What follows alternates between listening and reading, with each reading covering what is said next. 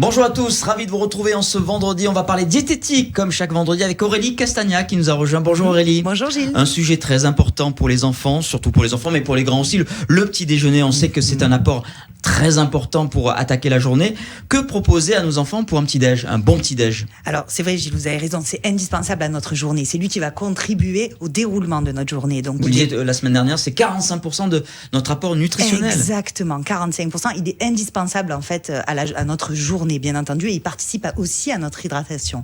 Donc il faut surtout pas le négliger. Donc effectivement, comment l'équilibrer? Alors premièrement, d'abord il faut manger selon votre appétit, salé ou sucré, peu d'importance, ce que vous préférez. On peut manger gras, on peut manger gras le matin, bien sûr. Le corps comme les va Allemands l'éliminer. par exemple qui prennent des bons petits déjeuners. Et c'est même très intelligent parce que le corps a besoin le matin de faire sa glycogénèse. Donc il a besoin de gras effectivement pour pouvoir fonctionner. Donc il est même conseillé d'ajouter une portion de gras. Alors soit du beurre, soit peut-être du fromage. Mais sinon pour la composition, essentiellement il nous faut une source de sucre lent. Et du sucre lent, bien entendu, de bonne qualité. Donc ça va passer par un pain enrichi, par exemple un pain complet, un pain aux céréales.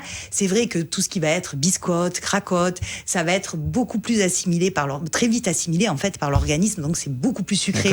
Donc ça, on va peut-être le réserver pour des matinées pas très actives.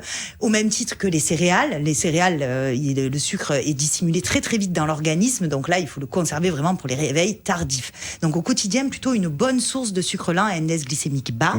Ensuite, on va associer à ça une source de produits laitiers pour le calcium, bien entendu. Les produits laitiers sont nos amis, oui. C'est ça. Donc du coup, qu'est-ce qu'on peut choisir? Soit une portion de fromage si on souhaite manger salé, soit un yaourt, soit tout simplement un verre de lait. Du jambon, des œufs au plat si on a le temps. Oui, on peut rajouter une portion de protéines, mais du coup, elle va être enlevée sur le reste de la journée. Vous savez qu'on doit avoir à peu près 200 grammes de protéines par jour, donc on peut très bien l'utiliser le matin, mais elle va être limitée peut-être le soir. Ça peut être très intelligent. Ensuite, on va ajouter bien sûr une portion de fruits. Alors pour les fibres tout simplement et la vitamine C indispensable à notre organisme. Alors par contre le fruit effectivement il va nous amener des fibres donc il va réguler le transit et il va nous amener un sucre intéressant pour notre journée. Par contre on évite les jus. Ça c'est vrai qu'on le dit souvent. Les jus pourquoi? Parce que beaucoup trop sucré, plus du tout de fibres donc beaucoup moins intéressant. Donc le petit déjeuner il est essentiel et il doit se comporter de cette manière-là. Ensuite on peut y ajouter une boisson bien entendu, du thé, du café à notre convenance.